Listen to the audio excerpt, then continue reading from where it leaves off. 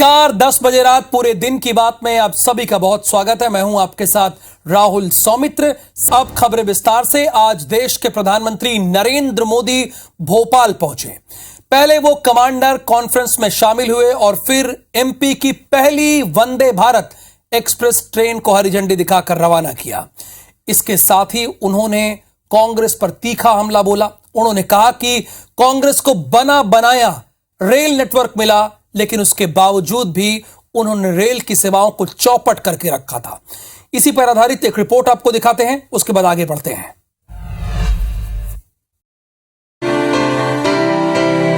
प्रधानमंत्री नरेंद्र मोदी ने मध्य प्रदेश की पहली और देश की 11वीं वंदे भारत एक्सप्रेस ट्रेन को भोपाल के रानी कमलापति रेलवे स्टेशन से हरी झंडी दिखाई। इस दौरान रेल मंत्री अश्विनी वैष्णव और प्रदेश के मुख्यमंत्री शिवराज सिंह चौहान मौजूद रहे। ये ट्रेन रानी कमलापति रेलवे स्टेशन से रोज सुबह 5:40 पर रवाना होगी और दोपहर 1:10 पर हजरत निजामुद्दीन पहुंच जाएगी। इस दौरान ट्रेन झांसी, ग्वालियर और आगरा स्टेशन पर ही रुकेगी। इसके अलावा ये हजरत निजामुद्दीन स्टेशन से दोपहर 2:40 पर रवाना होगी और रात 10:10 पर वापस रानी कमलापति रेलवे स्टेशन पहुंच जाएगी। 3 अप्रैल से वंदे भारत एक्सप्रेस ट्रेन नियमित हो जाएगी। इसके लिए टिकट बुकिंग भी शुरू हो चुकी है। प्रधानमंत्री मोदी ने अपने संबोधन में कहा कि इससे भोपाल और दिल्ली का सफर और सुगम और तेज होगा। ये ट्रेन प्रोफेशनल्स के लिए, नौजवानों के लिए, कारोबारियों के लिए नई सुविधाओं का द्वार खोलेगी। उन्होंने कहा कि रेलवे के इतिहास में बहुत कम ऐसा हुआ कि एक ही स्टेशन पर इतने कम अंतराल में किसी प्रधानमंत्री का दोबारा आना हुआ हो। एमपी को अपनी पहली वंदे भारत एक्सप्रेस ट्रेन मिली है। वंदे भारत एक्सप्रेस से भोपाल और दिल्ली के बीच का सफर और तेज हो जाएगा। ये ट्रेन प्रोफेशनल्स के लिए, नौजवानों के लिए, कारोबारियों के लिए नई सुविधा लेकर के आएगी। प्रधानमंत्री मोदी ने कांग्रेस पर तंज भी कसा। कहा कि 21वीं सदी का भारत अब नई सोच और नई अप्रोच के साथ काम कर रहा है। पहले की सरकारें तुष्टीकरण में इतना व्यस्त रहीं कि देशवासियों के संतुष्टीकरण पर ध्यान नहीं गया। मुझे बताया गया कि 1 तारीख को कार्यक्रम है। मैंने कहा भाई 1 अप्रैल को क्यों रखते हो?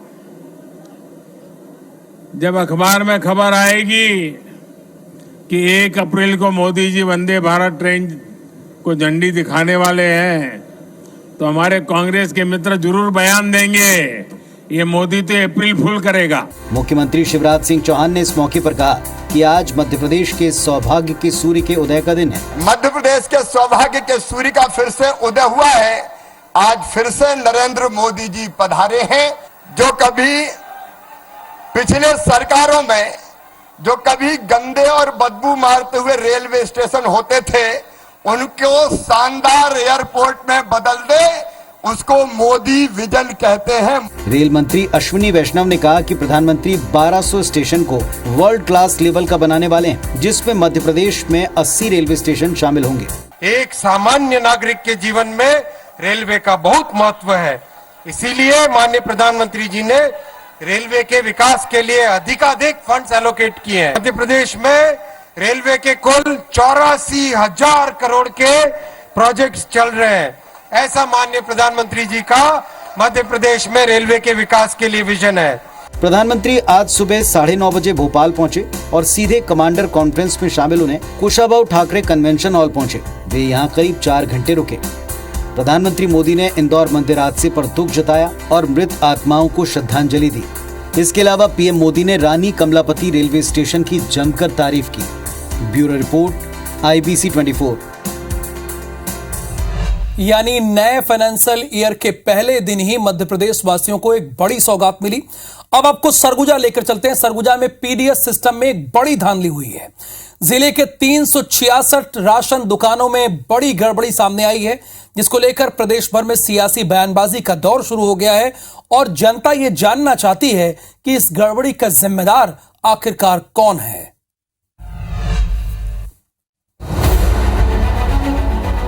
प्रदेश के खाद्य मंत्री के अपने इलाके सरगुजा जिले में राशन दुकानों में बड़ी गड़बड़ी उजागर होने के बाद खाद्य विभाग ने जिले की सभी 511 राशन दुकानों में भौतिक सत्यापन करवाया। जिसमें पता चला कि राशन दुकानों से करीब 45,000 क्विंटल चावल गायब है, 2,555 क्विंटल चना, 4,280 क्विंटल शक्कर और करीब 4,500 क्विंटल नमक भी गायब है। खाद्य विभाग मानता है कि जिले में भौतिक सत्यापन और ऑनलाइन एंट्री की मात्रा में अंतर मिला है। गायब राशन की कीमत करीब 4 करोड़ से ज्यादा बताई गई। कलेक्टर ने इसे गंभीरता से लेते हुए 5 दिन के भीतर गायब राशन को शासन को जमा करने का निर्देश राशन दुकान संचालकों को दिया है, वरना उन पर FIR दर्ज की जाएगी। टेबलेट में जो स्टॉक प्रदर्शित हो रहा था और जो भौतिक सत्यापन में पाया गया, उसमें दोनों में अंतर है। जो अंतर है वो उसका परीक्षण कर लिया गया है। इस मुद्दे पर सियासी वार पलटवार भी जारी है। पूर्व सीएम डॉक्टर रमन सिंह ने इसे अब तक का सबसे बड़ा करीब 600 करोड़ का घोटाला करार दिया है। विपक्ष का आरोप है कि 1 साल से जानकारी के बाद भी सरकार ने कोई एक्शन नहीं लिया, जबकि प्रदेश के कैबिनेट मंत्री रविंद्र चौबे का दावा है कि इस मामले में मुख्यमंत्री पहले ही विभाग को कार्रवाई करने और वसूली के निर्देश दे चुके हैं। संचालनालय के रिकॉर्ड में और जिले के रिकॉर्ड में अंतर आ रहा है। 68,000 मीट्रिक टन चावल 600 करोड़ का कहा गया। डायरेक्टरेट की जानकारी में ये सारे घोटाले जो लगातार 1 साल से चल रहे हैं उनकी जानकारी में था, मगर कार्रवाई नहीं की। आदरणीय मुख्यमंत्री जी ने विभाग को पहले से ही निर्देश दिया हुआ है। पुराने दुकानदारों का जो आंकड़े थे जो उसको वेरीफाई नहीं किया गया है, तो इस प्रकार से बहुत सारी जगहों में निकल रहा है। मुख्यमंत्री जी ने स्पष्ट जांच के निर्देश दिए हैं और जहां जहां कमी होगी वहां वसूली की कार्रवाई की जाएगी। वैसे ये आरोप कोई नए नहीं है। खाद्य विभाग की जांच में पहले भी सामने आया कि 2017 से 2022 के बीच प्रदेश में BPL और APL परिवारों को बांटे जाने वाले चावल में से करीब 220 करोड़ का चावल गायब है। इसकी वजह ये कि पहले E-पॉश मशीन और टैबलेट के जरिए बांटे जाने वाले चावल का डेटा कभी एक सर्वर पर नहीं रहा। जब डेटा एक सर्वर पर लाकर मिलान किया तो पता चला कि प्रदेश की PDS दुकानों में 1,65,018 टन चावल बचत के रूप में पड़ा है। इस पर खाद्य संचालनालय ने कलेक्टर्स को फिजिकल वेरिफिकेशन कर बचत स्टॉक की जानकारी अपडेट करने का निर्देश दिया। साफ है कि हजारों टन चावल PDS दुकान संचालकों ने खुले बाजार में बेचा है। सबसे बड़ा सवाल ये, क्या प्रदेश में वाकई ये घपला अब भी जारी है? Bureau report, IBC 24। Rahul Gandhi के निष्कासन को लेकर कांग्रेस छत्तीसगढ़ में रायपुर से लेकर जगदलपुर तक मशाल रैली निकाल रही है। कांग्रेस की लोकतंत्र बचाओ मशाल रैली आज शाम रायपुर में भी निकली, लेकिन इसी दौरान कल शाम जगदलपुर में निकली कांग्रेस की मशाल रैली में कुछ स्कूली छात्र जल गए, जो मशाल रैली में शामिल होने के लिए सरकारी नेहरू हॉस्टल से बुलाए गए थे। रायपुर में आज गांधी मैदान से आजाद चौक तक मशाल रैली निकाली गई, जिसमें CM भूपेश बघेल, PCC के प्रभारी कुमारी शैलजा, मोहन भरकाम समेत कई मंत्री शामिल हुए। मशाल रैली के बाद मुख्यमंत्री भूपेश बघेल ने केंद्र सरकार को आड़े हाथों लिया।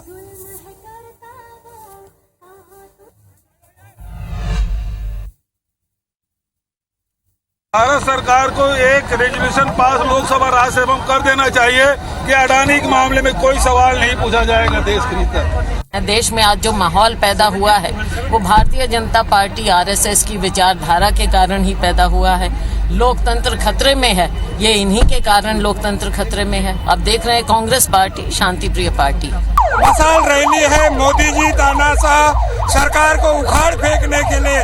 आज हमने ऐतिहासिक कांग्रेस भवन से इसका सकानंद किया है और आने वाले दिनों में ये लड़ाई हम लड़ते रहेंगे। तो जनता के पैसा के ला आखिर हिसाब मंगा थे राहुल गांधी, तो उनके पेट में दर्द काबर होते। राहुल गांधी जी के क्वालिफाइड सांसद डिस्क्वालीफाइड करी से ओकर खिलाफ विरोध है युवा कांग्रेस और मुख्यमंत्री जी की मौजूदगी में। RSS प्रमुख मोहन भागवत आज 2 दिवसीय प्रवास में सतना पहुंचे। पहले उन्होंने संघ कार्यालय में बैठक की और फिर उसके बाद वीरांगना दुर्गावती की जयंती कार्यक्रम में शामिल हुए।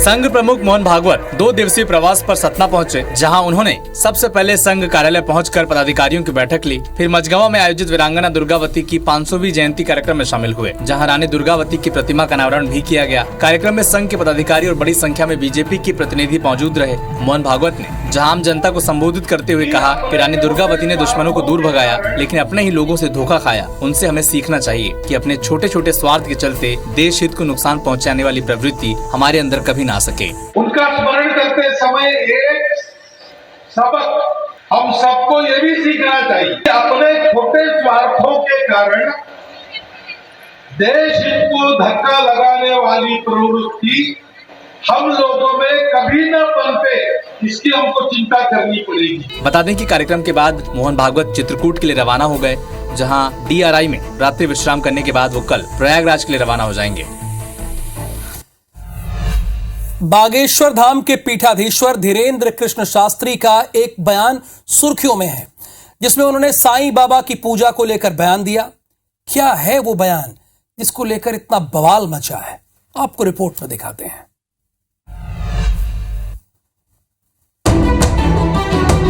अपने बयानों को लेकर अक्सर सुर्खियों में रहने वाले बागेश्वर धाम के पीठाधीश्वर धीरेन्द्र कृष्ण शास्त्री ने अब साईं बाबा की पूजा को लेकर सवाल खड़ा किया है। धीरेन्द्र शास्त्री ने कहा कि गीदड़ की खाल पहनकर कोई शेर नहीं बन सकता। जबलपुर में चल रही श्रीमद् भागवत कथा के आखिरी दिन प्रबुद्ध जनों से संवाद के दौरान धीरेन्द्र शास्त्री ने साफ तौर पर कहा कि गोस्वामी तुलसीदास से लेकर सूरदास और कई धर्मों के संत महापुरुष और युग पुरुष हुए हैं, लेकिन वो भगवान नहीं हो सकते। हमारे धर्म के शंकराचार्य जी ने साईं बाबा को देवताओं का स्थान नहीं दिया है, और कोई भी संत, चाहे हमारे धर्म के हो, चाहे वो गोस्वामी तुलसीदास जी हो या सूरदास जी, संत हैं, महापुरुष हैं, युग पुरुष हैं, कल्प पुरुष हैं, लेकिन भगवान नहीं है। इसके अलावा धीरेन्द्र कृष्ण शास्त्री ने रामनवमी के जुलूस पर हुई पत्थरबाजी को दुर्भाग्यपूर्ण बताया। बस्तर में आज फिर नक्सलियों ने अपनी उपस्थिति दर्ज कराई है। बस्तर के अलग अलग जिलों में नक्सलियों की कायराना करतूत देखने को मिल रही है। बीजापुर के सावनार तोड़का के जंगलों में नक्सलियों और पुलिस में मुठभेड़ हुई, जहां माओवादियों ने सुरक्षा बलों पर BGL से हमला किया। वहीं नारायणपुर में नक्सलियों ने जमकर उत्पात मचाया। नक्सलियों ने नेशनल हाईवे बंद किया और दंतेवाड़ा में यात्री बस को नक्सलियों ने आग के हवाले किया। ये फिलहाल आपको 3 तस्वीरें दिखा रहे हैं, पुलिस नक्सलियों में मुठभेड़ की, बीजापुर की। दूसरी तस्वीर जो कि नारायणपुर के सड़क मार्ग को इन लोगों ने बंद किया है, और तीसरी बस को आग के हवाले किया गया है। ये दंतेवाड़ा की तस्वीर है। नक्सलियों की कायराना करतूत है, इसीलिए हमने लिख भी दिया है, उन्होंने कायरों वाला काम किया है। ग्वालियर में पिछले 18 दिनों से आशा कार्यकर्ता धरने पर बैठी हैं। इस दौरान उनसे सरकार का कोई जनप्रतिनिधि मिलने नहीं है, जिससे वो नाराज है। आज ऊर्जा मंत्री प्रद्युम्न सिंह तोमर का घेराव किया। आशा कार्यकर्ताओं ने एक मांग पत्र भी ऊर्जा मंत्री को सौंपा है और चेतावनी दी है, यदि हमारी मांगे पूरी नहीं की गई तो पूरे प्रदेश की आशा कार्यकर्ता भोपाल तक पैदल ही जाएंगी। ऊर्जा मंत्री धरना स्थल के पास फूलबाग मैदान में एक कार्यक्रम में शामिल होने के लिए आए थे। उसी समय आशा कार्यकर्ता वहां पहुंच गई। इस मौके पर ऊर्जा मंत्री ने यह कहा कि मुख्यमंत्री तक उनकी मांग पहुंचाई जाएगी। हड़ताल खत्म करके लाडली बहना योजना के काम पर आप लौटे। आज मंत्री जी से अभी हमने मुलाकात की है। सर ने आश्वासन तो दिया है, अब देखो क्या झूठे ही आश्वासन मिलते हैं। जब तक हमारा हो नहीं जाएगा मानदेय वेतन और सरकारी कर्मचारी का, हम जब तक नहीं मानेंगे। उन्होंने अपना मांग पत्र दिया और ये मांग पत्र मैं माननीय मुख्यमंत्री जी तक पहुंचाऊंगा, और जो संभव हो सकता है, हमारी सरकार हर वर्ग के लिए काम कर रही है। जो संभव हो सकता है, जो मांगी मानी जा सकती है, उस पर विचार करें। मध्य प्रदेश के ऊर्जा मंत्री प्रद्युम्न सिंह तोमर ने प्रदेश में बिजली की दरें बढ़ाए जाने को लेकर सफाई दी है। उन्होंने ये कहा है कि महंगाई दर बढ़ने की वजह से उन्हें यह कदम उठाना पड़ा। हालांकि इस दौरान उन्होंने ये भी कहा कि बिजली की दरों में 1.60 यानी 1.6% की बढ़ोतरी की गई है, जिससे आम उपभोक्ता की जेब में कोई खास असर नहीं पड़ेगा। उन्होंने दावा किया कि प्रदेश में बिजली उपभोक्ताओं को कई राहतें भी दी गई हैं। ऊर्जा मंत्री ने कहा कि मध्य प्रदेश देश का इकलौता राज्य है जहां 1 करोड़ उपभोक्ताओं को 100 रुपए में 100 यूनिट बिजली और किसानों को 16,000 करोड़ की सब्सिडी दी जा रही है। मुख्य महाप्रबंधक 1.06% ना के बराबर वृद्धि। ये मध्य प्रदेश हमारा पहला प्रदेश होगा जिसमें हम 1 करोड़ लगभग 1 करोड़ उपभोक्ताओं को 100 यूनिट बिजली 100 रुपए में दे रहे हैं। लगभग पर बिल पर हम 550 से 650 रुपए की सब्सिडी डायरेक्ट उपभोक्ता को हर महीने दे रहे हैं और लगभग 16,000 करोड़ की सब्सिडी किसानों को दे रहे हैं। ये हमारा मध्य प्रदेश है। 25 मार्च से लाडली बहना योजना के लिए आवेदन भरने का काम शुरू हो चुका है, लेकिन बालाघाट जिले की ग्राम पंचायत मोहनपुर में नेटवर्क समस्या बनी हुई है, जहां हालात के आगे नतमस्तक होकर पंचायत कर्मचारी गांव की ऊंची पहाड़ियों पर नेटवर्क मिलने वाले स्थान पर जाकर लैपटॉप के जरिए मुख्यमंत्री लाडली योजना का ऑनलाइन कार्य कर रहे हैं। वहीं महिलाओं को भी ट्रैक्टर से उसी स्थान पर ले जाया जा रहा है, वहीं महिलाओं के फॉर्म भरवाए जा रहे हैं। सरपंच का यह साफ कहना है कि उन्होंने कई बार शासन प्रशासन के समक्ष मोबाइल नेटवर्क को लेकर बात रखी है, लेकिन अभी तक कोई निराकरण नहीं हुआ, यानी हल नहीं हुआ है। वहीं इस मामले में अधिकारियों ने भी वही कहा है जो आप सुनना चाहते हैं, यानी रटा रटाया जवाब दिया है। यहाँ नेटवर्क की प्रॉब्लम की वजह से यहाँ पहाड़ी क्षेत्र में किया जा रहा है कार्यक्रम, आने जाने में बहुत असुविधा हो रही है, लेकिन पंचायत द्वारा ट्रैक्टर व्यवस्था की गई है। आज मार्केट होने की वजह से ये व्यवस्था नहीं हो पा रही है, आने जाने में बहुत दिक्कत हो रही है, लेकिन फिर भी लोग अपना आकर पंजीयन करवा रहे हैं। इसके पहले मैं स्वयं कई बार कलेक्टर महोदय जी के पास जाके स्वयं आवेदन किया है। उनने यही आश्वासन देते रहे कि आपकी समस्या हल हो जाएगी, लेकिन आज तक कोई समस्या हल नहीं हुई नेटवर्क को लेकर। ये लाने के लिए ट्रैक्टर से लेके आते हैं, लेकिन ट्रैक्टर आज क्या वो बाजार के कारण कुछ सामान वामान लेके जाना था, उनको चले गए, नहीं तो ट्रैक्टर से लाना ले जाना करते हैं रोज दिन। कलेक्टर साहब पूरे सर्वे करा के BSNL से कम जहाँ जहाँ टावर की आवश्यकता थी वहाँ टावर गड़ाया जा रहा है। और भले आप लोग जैसे संज्ञान में आया कि 1-2 गाँव में नहीं है, और संभवतः हो सकता है कि अभी बदल पानी का मौसम है, तो हो सकता है कहीं टावर में प्रॉब्लम आया होगा।